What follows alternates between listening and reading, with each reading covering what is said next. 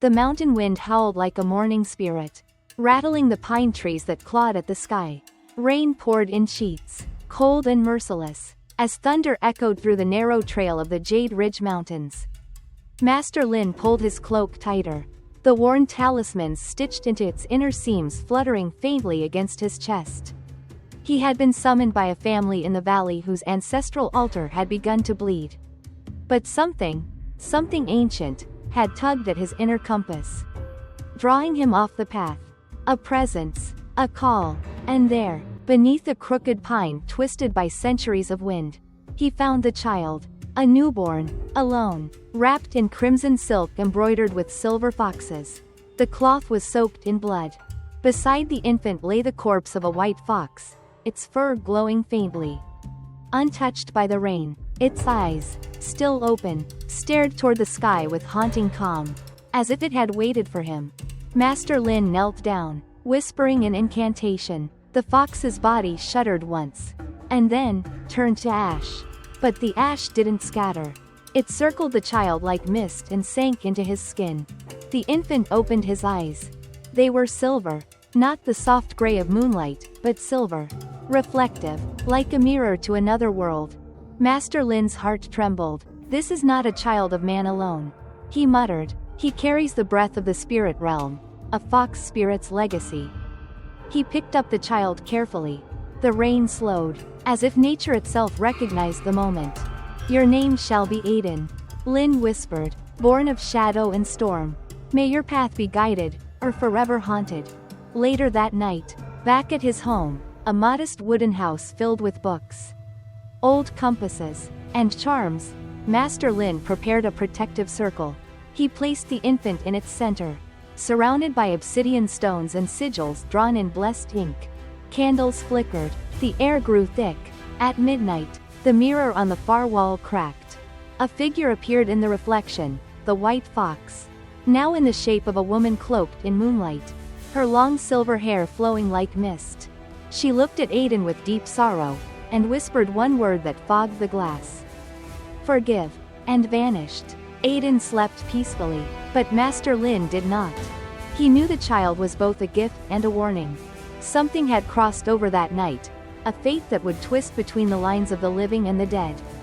And the spirit world never gives without taking something in return. 10 years had passed since the night Master Lin found the child in the rain. Aiden had grown into a quiet, sharp-eyed boy, whose silver irises often unsettled even the bravest elders. Though Master Lin raised him like a son, the villagers always kept a wary distance. Some swore they heard whispers following the boy at dusk. Others said he walked too lightly, like his feet barely touched the earth. But none dared speak openly, not after what happened to the butcher's dog when it growled at Aiden. By day, Master Lin taught him Feng Shui, talismanic magic, the 5 elemental paths, and the balance of yin and yang. Aiden absorbed everything like dry parchment to ink. But at night, as the candles dimmed and silence folded over the mountain, Aiden's dreams began to change. It started with the mirror. An old bronze mirror, tucked in the corner of Lin's study, covered with dust and spider silk. One evening, Aiden felt drawn to it. As he wiped the surface clean, he caught sight of his reflection, only it blinked before he did. He froze. The mirror's surface rippled like disturbed water, then turned cold, forming frost along its edges. In the frost, a shape emerged, a crescent moon. Sharp and glowing, a voice whispered from within the glass, so faint it barely stirred the air. Come back, to the mountain? Then the mirror stilled, and the frost vanished as if it had never been. When he told Master Lin, the old man's expression grew grave. He fetched a scroll older than any Aiden had seen, its fabric thin and yellowed. Unrolling it carefully, Lin revealed a map of mountains with ancient symbols marking forgotten places. One symbol, a foxtail, was circled in red ink. Have you seen this place? Lin asked. Aiden nodded slowly. In my dreams, I walk through snow, but I never feel cold. There were trees, and a woman. Master Lin said nothing. He simply traced the symbol with one calloused finger. The spirit realm is remembering you. That night, Aiden dreamed again. He stood in a forest bathed in silver light. where snow fell from a cloudless sky. The trees were tall, pale, and utterly still. At their center stood a woman in white. Her back turned to him. Her silver hair reached her waist and shimmered like moonlight on a frozen lake. When she turned, Aiden gasped. She had his eyes, mirror-like. Silver, infinite. You carry my sorrow, and my flame, she whispered, born of me, yet not mine to keep. Your soul belongs to both realms now. As she reached out, his feet sank into snow. He tried to call her name, but he didn't know it. The snow rose, covering his legs. Her form faded like mist. I wait, she whispered, before it is too late. He woke in a cold sweat, the scent of pine and snow still lingering on his pillow. In the days that followed, strange things happened. Water turned to ice in its bowls despite the summer heat. Animals avoided him. The bronze mirror cracked. Sometimes, Aiden would pass villagers who suddenly looked behind him as if seeing a shadow that wasn't his. Once, he saw an old man by the temple steps, smiling gently. The fox in you stirs. The man said, she's waiting. Aiden turned for only a moment, and the man had vanished. Master Lin knew the signs. One evening, he lit incense and placed protective stones around Aiden's bed. You are nearing the path between worlds, he said. Your dreams are no longer just dreams. They are memories and invitations. Aiden stared into the cracked mirror before sleep. It no longer showed his room, but the forest, the same forest from his dreams. And behind the trees, just barely visible, a shape stood watching. White, silent, familiar, waiting. The forest returned every night now. Aiden could no longer tell where the dream ended and waking began. The snow beneath his feet never melted. The trees never aged. And the silver-haired woman, his mother, always waited just beyond reach. One night, she finally spoke his name. Aiden. The sound of it echoed not only in the dream but through his bones. Vibrating in some ancient part of him, she stood beneath a pale moon, eyes sorrowful yet full of fire. You must listen, a storm is coming, one that will consume both spirit and flesh. Your blood is the key, and your path must begin, now. Before he could answer, the ground cracked open beneath him. From the earth, a flame burst forth, not red, not orange, but blue-white, like ghost fire. It twisted toward him like a serpent, wrapping around his arms. He screamed, but there was no pain, only heat. Deep in his soul, as if something dormant had awakened. He woke gasping. The room was filled with smoke. The incense Master Lin had left beside his bed had burned straight through, though it had been lit only moments before. The protective stones were glowing faintly, and on the wall behind him, a shadow moved without a source. Aiden stumbled out into the hall, heart racing. Master Lin was already waiting, seated cross-legged before the house altar, surrounded by talismans and a burning bowl of juniper ash. His eyes were closed, lips moving in a quiet chant. I saw her again, Aiden said, breathless. She said, something's coming. Master Lin opened his eyes. The spirit flame has touched you. Aiden looked down. On his wrists were faint, glowing markings, ancient runes in a language he could not read, pulsing like veins of fire. What does it mean? It means, Master Lin said, rising slowly, you are no longer just a child of two worlds. You are becoming a bridge. That evening, Master Lin opened a wooden chest sealed with red thread and iron nails. From it, he pulled an old scroll bound in black silk. The seal on it bore the mark of the fox tail, the same as the map Aiden had seen. This, Lin said, is the record of the spirit flame. A power left behind by your mother, a guardian flame born of sorrow and sacrifice. She gave it to protect you. But it will also attract things, from the other side. Aiden unrolled the scroll. It showed images that danced as if alive. Fox spirits in battle. Flames consuming shadowy beasts. And at the center, a boy with silver eyes holding the blue flame in his hand. But something was wrong. The last image was torn. That night, as Aiden sat alone in the study, he felt something shift in the air. The candles flickered, and the cracked mirror began to hum. He turned toward it, and saw not his reflection, but the white forest again. Only this time, it was burning. Trees twisted in pain, snow turned to ash, shadows moved through the flames, tall, black, horned things with hollow eyes. And in the center, chained to a stone altar, was his mother, her silver hair scorched. Her face turned away. She opened her mouth, and screamed his name. Aiden reached for the mirror, but it shattered in an explosion of glass and smoke, knocking him backward, on the floor where the shards fell. A single word burned in glowing script. Shoes. Master Lin found him moments later. Aiden sat in the center of the wreckage, hands scorched, eyes glowing faintly. From that day forward, the world no longer felt like one. The veil had thinned, and the spirits were watching. It rained for 7 days straight. Thunder trembled over the hills like warning drums from another realm. Aiden stood beneath the eaves of Master Lin's home, watching the rain cut the mountains into shadows. He hadn't slept in 3 nights. Every time he closed his eyes, he saw fire, burning trees, screaming spirits, and the mirror's final word, choose. Master Lin prepared the ritual in silence. In the center of the house, he cleared the floorboards to reveal a circle of carved stone hidden beneath. Its surface was inscribed with ancient Feng Shui seals, burned into the rock with copper and dragon's blood. Around the circle, he placed 5 elemental talismans: wood, fire, earth, metal, and water, each one glowing faintly, responding to the boy's presence. This is the talisman gate, Lin said. It exists in places where the spirit realm is closest to ours. Once you step into it, your soul will be weighed, not by gods, but by the energies you carry. Aiden hesitated. What if I fail? Lin met his eyes. Then the gate will not open, and the spirits will come anyway. But you will be blind to them. That night, under a sky bruised purple with stormlight, Aiden stepped into the circle.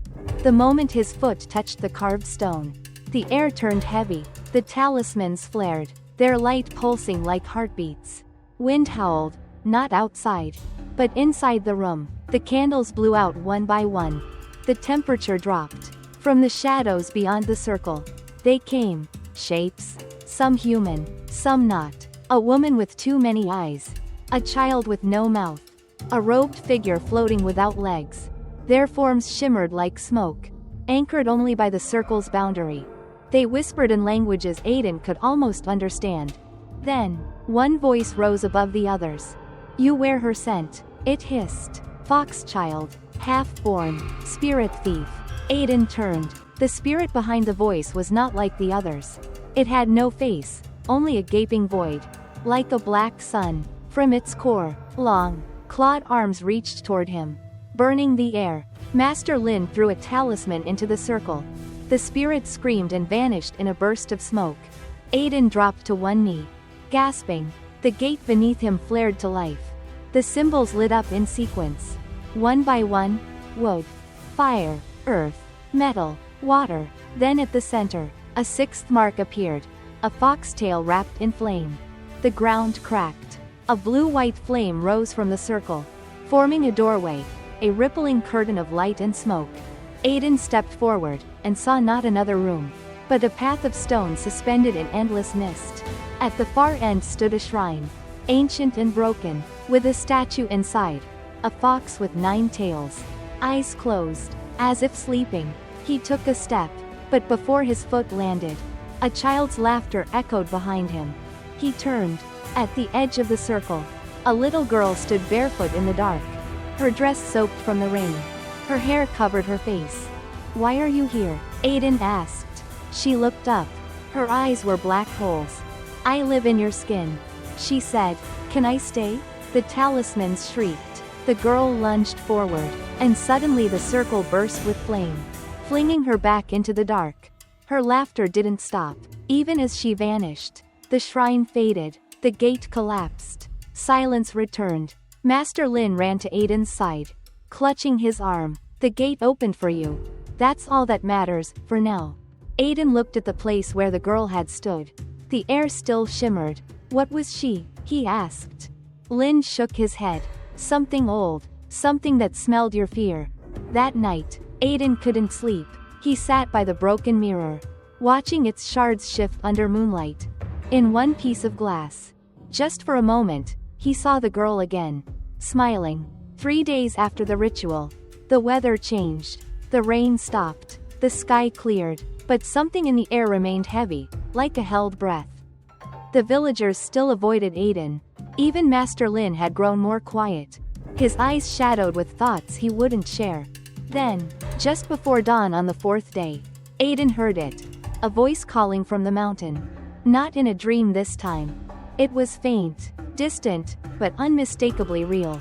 He rose, dressed in silence, and stepped outside. The wind carried a strange scent, pine, ash, and something sweet beneath it, like lotus flowers blooming in winter. In the eastern sky, the first light of dawn brushed the peak of Mount Shin, the mountain the villagers never dared name aloud. That was where it all began. And it was where he was going. Master Lin stood in the doorway, watching. "You've heard it, haven't you?" he asked. Aiden nodded. "She's calling me." Lin stepped forward, placing a cloth pouch in Aiden's hands. Inside were 5 talismans, each hand drawn with ink mixed from cinnabar, foxbone, and crushed jade. "These will protect you, briefly. But they will not stop what waits on that mountain." "Will I return?" Aiden asked. "Not as the same boy," Lin said, "but perhaps, more than one." The path to Mount Shin was steep and wild, swallowed by forest long ago. Aiden walked for hours beneath trees older than memory. Strange birds watched him without blinking. At one point, he found a deer standing in his path, eyes completely white. It bowed its head once, then vanished like smoke. As he climbed higher, the air grew thinner, silence thickened. Then he heard the whispers. Not from one direction, but all around him. As if the trees themselves were speaking in a tongue just beyond comprehension. And among them, one voice rose clearer than the rest. "Aiden, return. The fire must be reclaimed." He turned, and standing a few paces away was the fox spirit. His mother. She looked just as she did in the dream, silver-haired, pale-skinned, wrapped in white silk, but now, her form flickered, as if barely held together. "You've come back," she whispered, "but we don't have time." "What's happening?" he asked. She reached for him, fingers glowing faintly. "You were born from my sorrow. I bound your spirit to the flame to protect you from the others. But now, the seal is breaking." Suddenly, the sky cracked with thunder, but there were no clouds. The ground shook beneath them, and from the trees emerged figures cloaked in shadows. Tall and thin, their limbs too long, their heads covered in masks shaped like human faces. "The forgotten ones. They have followed you," she said. "They smell the fire in your blood." One of the spirits stepped forward and lifted its mask. Beneath it, was Aiden's own face, smiling with jagged, bloody teeth. The forest trembled. Aiden raised one of the talismans and threw it forward. It burst into white fire, driving the spirit back, but the rest began to close in, whispering, chanting, "Return the flame, return the flame, the fox must burn." His mother stepped in front of him. "No," she growled, her form glowing brighter. "He is mine." She opened her mouth, and a blast of pure spirit fire erupted, washing over the figures. They screamed, writhing as their forms unraveled into dust. When the flames died, the clearing was empty, but so was the space where she had stood. Aiden dropped to his knees.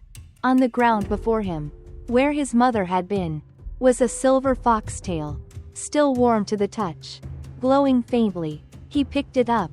The whispering returned, but this time, it came from within him. That night, Aiden slept beneath a sacred cedar at the mountain's edge. The stars above pulsed like living eyes.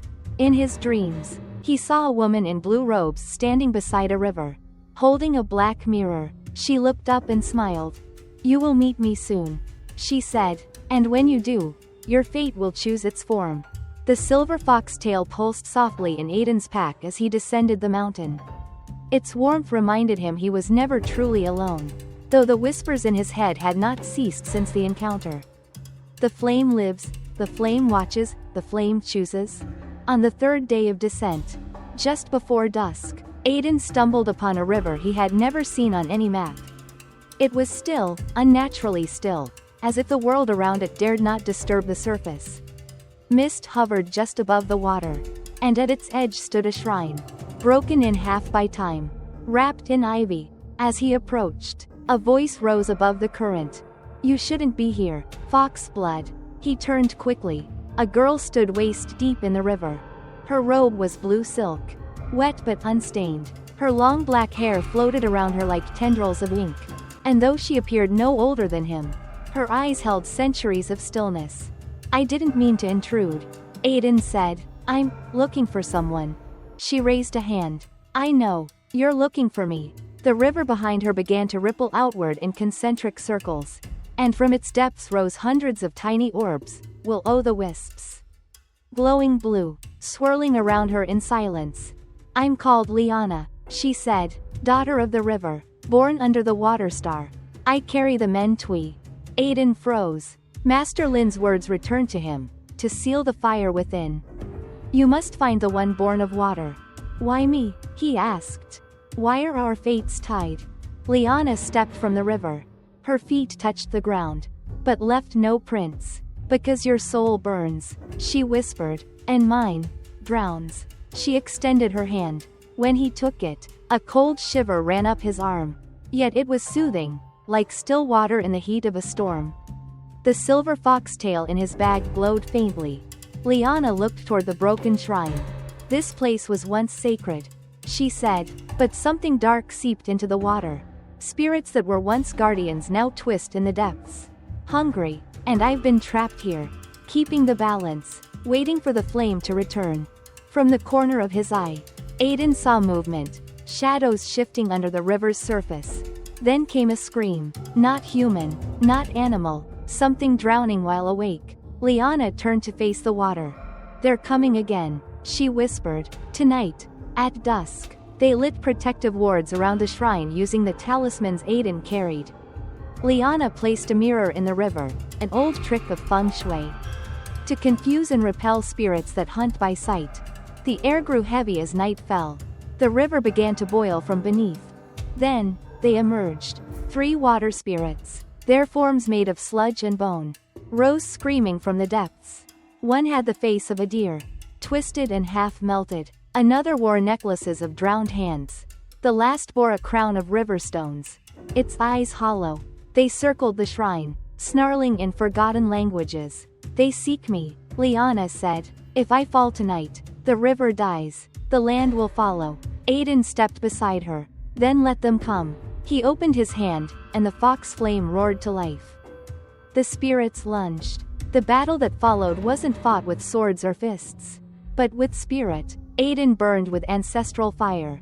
Liana flowed like water, redirecting each strike, bending reality. Together, they were balance, flame and stream, heat and calm. One by one, the spirits were pushed back, until the crowned one screamed a curse. "The fire will consume her. You will choose, and you will lose." Then it vanished. When the silence returned, Liana collapsed into Aiden's arms. The river stilled. Moonlight struck the shrine. The ivy parted. Beneath it was a carving, a fox and a dragon wrapped in a circle, the symbols of fire and water entwined. Destiny had spoken. Liana looked up at him. "I dreamed of you long before you came," she whispered, "and in every dream, I always burned." Aiden touched her cheek. "Then maybe it's time we rewrote the dream." For days after the battle by the river, the land held its breath. The cursed fog that once clung to the forest began to lift.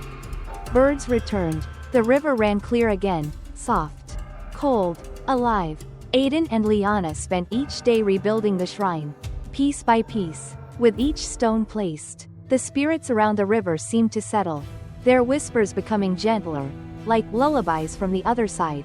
But Master Lin's final warning still echoed in Aiden's heart. The flame and the water must unite, or the cycle will begin again. One night, as the moon rose full and golden, the foxtail in Aiden's pack began to shimmer. Without a word, he and Liana returned to the mountain. There, under the ancient cedar, the ground had cracked open, revealing a long-forgotten spirit well, a gateway between realms. Sealed centuries ago, the fox's power had weakened its bindings. Liana looked into the well and saw herself, not her reflection, but a future version, dressed in white, alone. surrounded by ashes. This is what happens if we don't act. She said, the fire will consume me. The river will dry. You will forget who you are. Aiden stepped beside her. Then we act. They stood hand in hand at the edge of the spirit well. The talisman of fire and water glowing between them. Above, the stars realigned. The wind whispered. Then, the spirit gate opened. From the chasm rose the memory of Aiden's mother, now fully reborn in spirit form. Her tails 9 and blazing. You've come further than I ever could, she said, but the world demands balance. She looked to Liana. You, child of water, carry serenity. He, born of fire, carries chaos. Together, you may either undo the curse, or repeat it. Liana stepped forward. I choose to share his flame. Aiden closed his eyes. I choose to follow her current. They kissed. The talisman between them burst into radiant white light. And the energy rushed down into the well, cleansing centuries of pain, regret, and broken destiny. The spirit realm trembled, but it did not collapse. Instead, it merged, softly, with the world of the living. From that moment, the land began to change.